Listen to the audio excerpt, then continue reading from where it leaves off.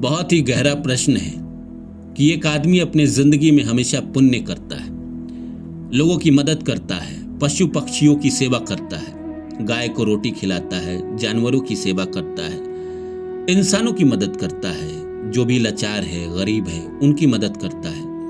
कोई भी इंसान उससे मदद मांगने आता है, वो मदद करता है, हमेशा नेक दिल रखता है। लेकिन फिर भी वो जिंदगी में दुखी है। कभी उसके जिंदगी में बीमारियों का दुख है, कभी उसके जिंदगी में पैसों का दुख है, कभी अकेलेपन का दुख है।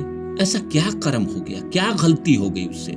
और भगवान इस आदमी को अच्छा क्यों नहीं करते हैं, इसकी जिंदगी अच्छा क्यों नहीं बनाते हैं? जबकि हमने तो यही सुना है कि जो अच्छा करता है उसके साथ अच्छा होता है। पर देखने में तो उल्टा आता है। एक पापी आदमी जो दूसरे की संपत्ति हड़प लेता है, दूसरे के साथ गलत करता है, दूसरे के साथ मारपीट करता है, दूसरे के साथ जबरदस्ती करता है, वो जिंदगी में सुखी है।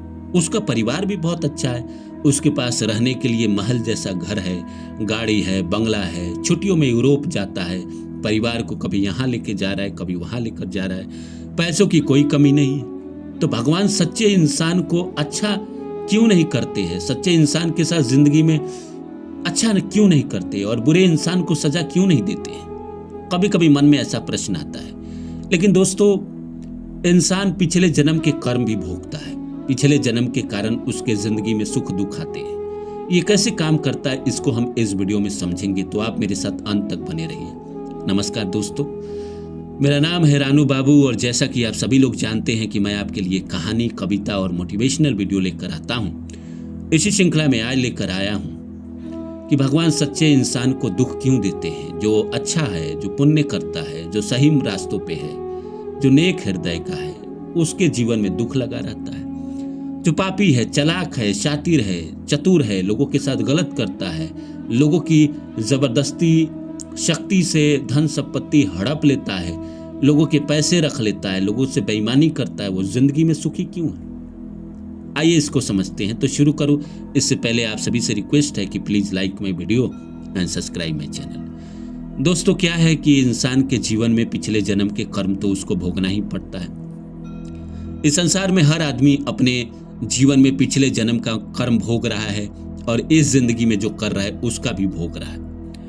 तो कभी कभी मन में प्रश्न आता है, अच्छा आदमी तो अच्छा कर रहा है तो उसको अच्छा होना चाहिए था, जबकि बुरा आदमी बुरा कर रहा है तो उसके साथ बुरा होना चाहिए था। नहीं, ऐसा नहीं होता है। जैसे मान के चलिए आपके पास दो अकाउंट हैं, एक अकाउंट में आपके पुण्य भरे पड़े हैं और एक अकाउंट में आपके पाप। अब जैसे मान लीजिए कि और इस जिंदगी में जो आप पुण्य कर रहे हैं वो पुण्य भी आपका जमा होगा और इस जिंदगी में जो आप पाप कर रहे हैं वो पाप भी जमा होगा। तो इस जिंदगी में जो पाप कर रहा है उसके तो अकाउंट भर रहे हैं, लेकिन वो पिछले जन्म से पुण्य करके आया है। तो एक अकाउंट में उसके इतने ज्यादा पुण्य भरे हुए हैं, इतने ज्यादा पुण्य भरे हुए हैं कि वो जिंदगी में मजे कर रहा है, गलत कर्म करते हुए भी मजे कर रहा है। लेकिन जो सच्चा इंसान है, लोगों की सेवा करता है, जानवरों की सेवा करता है, पूजा पाठ करता है, हमेशा सही मार्ग पे चलता है, वो पिछले जन्म से लेकर आया है गलत पाप वाला जो कुंडली, पाप वाली जो उसका अकाउंट है, मतलब पाप वाली जो कुंडली है उसकी ज्यादा प्रभावी है। पाप उसके जो अकाउंट में हो ज्यादा भरे हुए हैं और इस जिंदगी में जो पुण्य कर रहा है वो थोड़े थोड़े उसके पुण्य जमा हो रहे हैं। अब इस जिंदगी में जो इंसान पुण्य करता है वो 50% इस जिंदगी में सेविंग अकाउंट में जमा हो जाता है अगले जीवन के लिए और 50% इस जिंदगी में उसका फल मिलता है। लेकिन इस जिंदगी में जो इंसान पुण्य करता है वो लगभग 35-40 के बाद उसका पुण्य खुलता है, क्योंकि इंसान के पास पिछले जन्म से पुण्य नहीं रहता है तो इस जिंदगी में पुण्य उसको करना पड़ता है। अब देखिए, आप भी इस बात को समझिए, गहराई से समझिएगा जरा। कौन इंसान है जो ज्यादा पुण्य करता है? जिसके खाते में पुण्य नहीं है वही तो ज्यादा पुण्य करता है। जिसके खाते में ऑलरेडी पुण्य है वो तो थोड़ा भी कुछ करेगा उसका अच्छा हो जाएगा, तो उस पुण्य के रास्ते पे जाएगा ही नहीं। तो जिस इंसान का पिछले जन्म का पुण्य का खाता खाली है वो ज्यादा इस जिंदगी में पुण्य करेगा, नेक कार्य करेगा, लोगों की भलाई करेगा, पक्षियों को भोजन कराएगा, जानवरों की सेवा करेगा।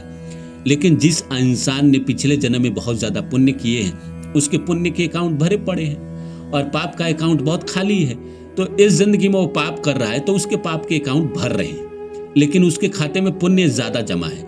तो पाप जो कर रहा है उसके कभी तबीयत खराब हो गए, कभी सर्दी जुकाम हो गया, कभी ठेस लग गया, कभी चोट लग गया, कभी बिजनेस में थोड़ा बहुत हानि हो गया, उसी से उसका पाप वाला जो खाता है, जो इस जिंदगी में कर रहा है, वो तो 85% उसके निकल के आएंगे ना, 50% अगले जीवन में जाएंगे।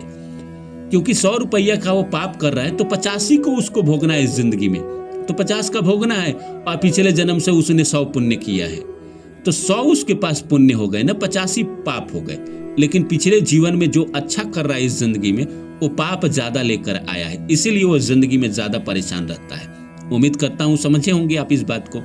जैसे एक आदमी पिछले जन्म में पाप ज्यादा किया था तो इस जिंदगी में उसके पास पुण्य नहीं था जब वो जन्म लेकर आया, तब से लेकर वो कोशिश करता रहा, उसके माइंडसेट, उसके चित्त में भगवान ने ऐसी चिप लगा दी कि वो इस जिंदगी में पुण्य ज्यादा करेगा, ताकि उसकी जिंदगी इस जन्म में तो कम से कम ठीक ठाक चलती रहे और उसके खाते में पुण्य जमा हो।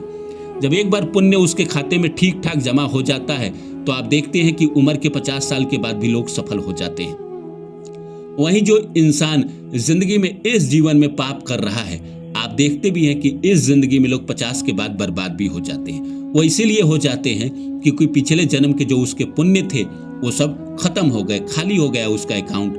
अब उसके खाते में जो बचे हैं वो पाप बचे हैं, तब उसको भोगना पड़ेगा, उसको झेलना पड़ेगा।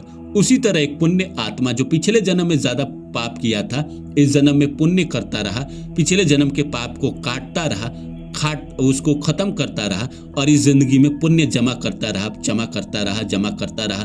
पाप वो करता ही नहीं, जाने अनजाने में गलती से थोड़ा बहुत हो जाए तो हो जाए, लेकिन वो पाप करने की कोशिश ही नहीं करता।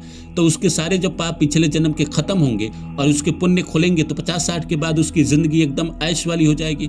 जिंदगी में वो जो करना चाहेगा कर लेगा, जो सफलता चाहेगा उसको मिल जाएगी। उसी तरह एक पापी आदमी जो इस जिंदगी में लगातार पाप कर रहा है तो 50-60 साल तक आते आते उसके सारे जो पिछले जन्म के पुण्य हैं वो सब खत्म हो जाएंगे। और इस जिंदगी में उसने जीवन भर पाप किया है तो 50% तो उसको अगले जीवन में भोगना पड़ेगा, लेकिन 50% इसी जीवन में उसके खाते खुलेंगे और 50-55 साल के बाद उसकी जिंदगी कहीं ना कहीं दुखमय हो जाएगी, कष्टमय हो जाएगी, उसके जीवन में तरह तरह की परेशानियां आएगी। इसीलिए आप देखते हैं कि एक अच्छा आदमी जो हमेशा पुण्य करता है वो जीवन में दुखी रहता है, क्योंकि वो पीछे के जन्मों का पाप भोग रहा है और पुण्य अपने खाते में जमा कर रहा है। अगले जीवन में उसका सुख मिलेगा उसको, और इसी जिंदगी में लेटर ऑन लास्ट में 50-60 साल के बाद उसका पुण्य खुलेगा और उसका बुढ़ापा बड़ा अच्छा कटेगा, जिंदगी में बड़ा वो सुकून से रहेगा। और कभी कभी ऐसा होता है कि पिछले जन्म के पाप खत्म ही नहीं हो पाते हैं अंत तक, तो अंत तक इंसान को दुख उठाना पड़ता है। लेकिन इस जिंदगी में उसने ज्यादा पुण्य किए हैं तो अगले जिंदगी में उसकी जिंदगी शानदार होती है। कोई अमीर घर में जन्म ले लेगा जहाँ पे सारी सुख सुविधाएं रहेगी, जो करना चाहेगा वो कर लेगा। उसी तरह एक पापी आदमी है जो इस जिंदगी में पूरा पाप करता रहा और पीछे के जन्म उसमें उसने इतने पुण्य किए हैं कि मरने तक वो पुण्य भोगता रहा, पुण्य के फल उसके आते रहे। लेकिन इस जिंदगी में उसने बुरे कर्म किए हैं तो अगले जीवन में उसे दुख ही उठाना पड़ेगा, कष्ट ही उठाना पड़ेगा। जैसे हिटलर ने 1 करोड़ लोगों को मारा, जीवन भर पाप किया, तो हिटलर के कई जन्म ऐसे होंगे जो एकदम से दर दर ठोकर खाने वाले होंगे।